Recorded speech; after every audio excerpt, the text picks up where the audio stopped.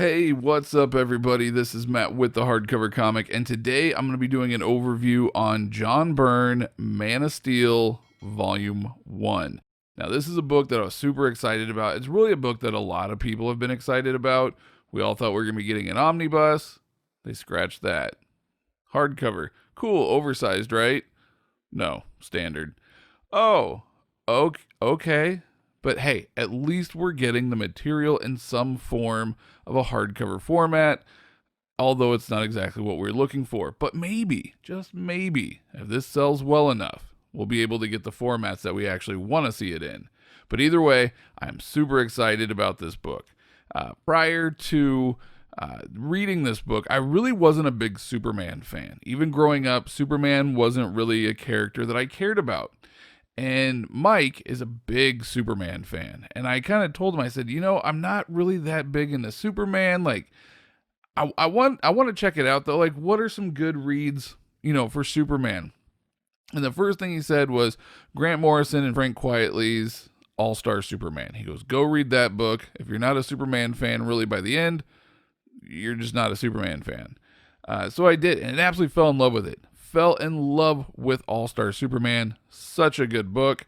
And at that point, a lot of people were suggesting, we'll go read John Byrne's Man of Steel. It took place right after Crisis on Infinite Earths.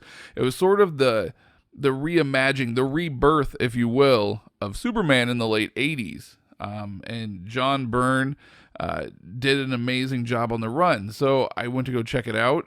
And I absolutely fell in love with it. It was so good. I used to have all the trade paperbacks, so I'm really glad that it's now collected in at least a somewhat hardcover format. I mean, it is a hardcover, it's not somewhat, but at least, it is collected in a hardcover format, though it's not the one we're looking for yet.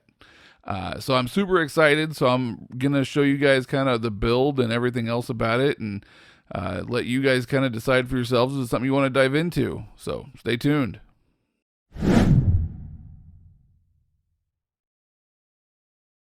All right, everybody. So here it is, Superman, Man of Steel, Volume 1, John Byrne's run back in the late 80s. So here is the front of the cover. There is the spine. There is the back of the cover. Now, this book does run $50 US. $66 Canadian. The nice thing is about the US price is currently you can pick it up on IST for like $27.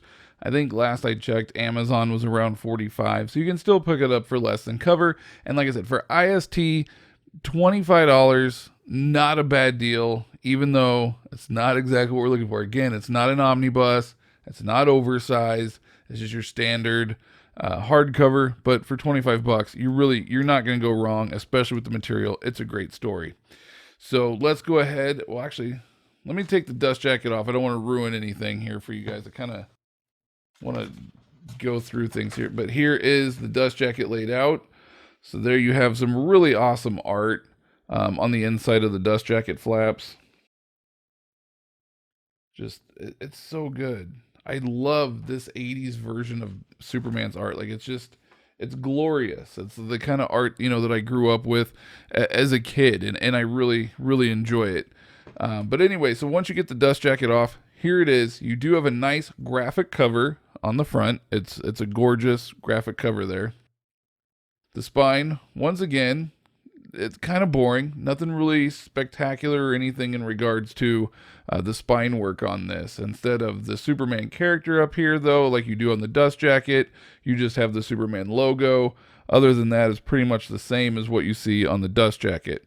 Then on the back, you have another graphic cover. Again, really awesome, really fun, classic Superman art that if you read this stuff in the 80s, you know what I'm talking about. You're a fan of this. It's just so good. I don't know what it is. I love this style of Superman. All I can say. So let's go ahead and open this up. So I have already kind of broken into the spine. So for those that are like, oh, your chimp hands are going to ruin the book. No, I've already broken it in. So don't. It's fine. But you open up the book here, and then you have awesome artwork inside the cover board and then on the first page here. And I love this double spread. I think it is so awesome. It's such a well-designed book in my opinion. The only thing that I would have done differently on this book for the design wise would have been, I would have made the front graphic cover, I would have made it like a wraparound cover that like goes around the spine into the back rather than doing the separate images. I think it might have helped make the spine look a little bit cooler too, but that's just my personal preference.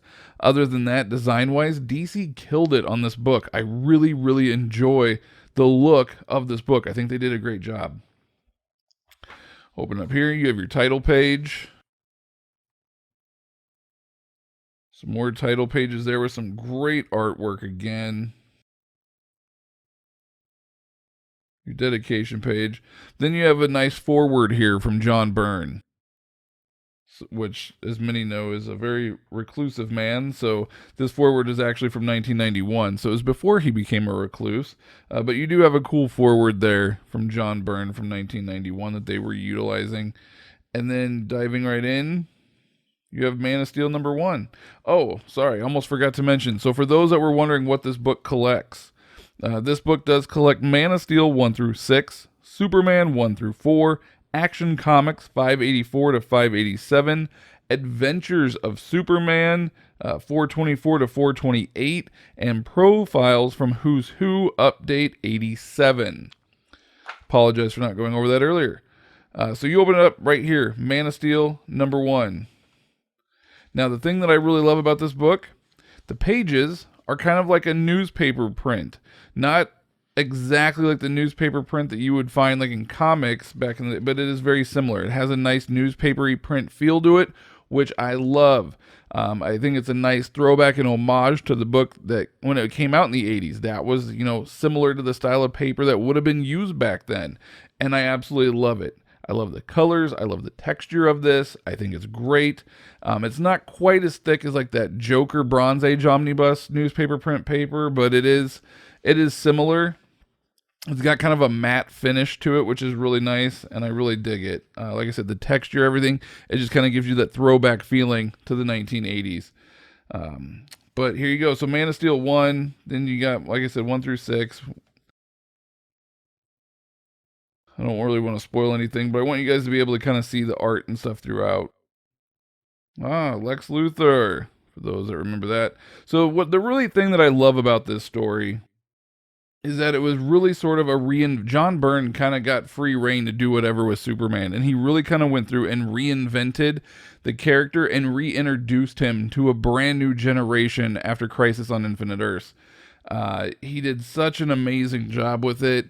There's even like cool little things that talk about like why Superman can't be recognized, why Clark Kent can't be recognized as Superman while wearing glasses. He explains that because, growing up, people are like, how can you not tell? It's somebody with glasses. Well, that's why. He explains it in there. He also explains how Superman shaves because people have questioned over the years, how does Superman shave? And John Byrne explains all of that in the story, and it's really kind of unique and pretty awesome how he goes about doing it. So there's just a lot of really cool stuff here. You got the Teen Titans in there. Classic stuff here with the Adventures of Superman. You got the Phantom Stranger, some Darkseid, some New God stuff.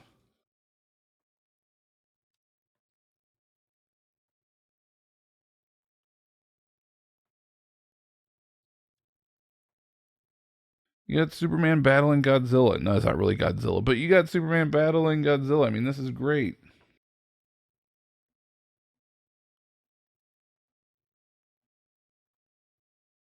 And as you guys can see, it's just glorious artwork throughout. Really nice colors that pop even to today.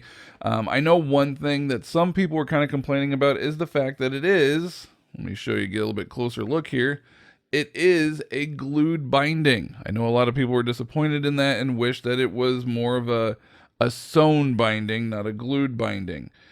Me personally, I don't mind that much. A lot of people didn't like it due to the fact that they were afraid of gutter loss. For me, I don't mind it because of the fact that they created the white border throughout every single page here, so it doesn't take away, you're not getting any gutter loss. So the fact that it's glued and the size of it, I mean, it is rather smaller, you're not getting that gutter loss in there which is why I don't mind it being a glued binding, especially for being as small as a book as it is. So, but some people don't like the fact that it is glued. It is a glued binding. So kind of going through here, and then you get to the back, and then you have some little character bios and things here. So you got Krypton and Kryptonite. What is that? The reintroduction of Lois Lane. You got Magpie. Metallo, who is one of my favorite Superman villains. I really like Metallo. I think he's a really interesting character. And then in the back, of course, more artwork on the back cover and then the back page here. So I think overall DC did an amazing job designing this book. Again, I wish it was oversized and I wish it was an omnibus. But I'll take what I can get at this point because this is a run that fans have been clamoring for. So we need to show it support, show DC, especially in the state of array that they are currently in, including their collected edition department, that we want this book. And maybe if it gets sold enough and there's enough interest in this title, they'll give it the proper treatment that it so desperately deserves. So that is it for today. If you guys are not already subscribers to our Patreon, please be sure to check it out. It's patreon.com/thehardcovercomic. We do giveaways every single month.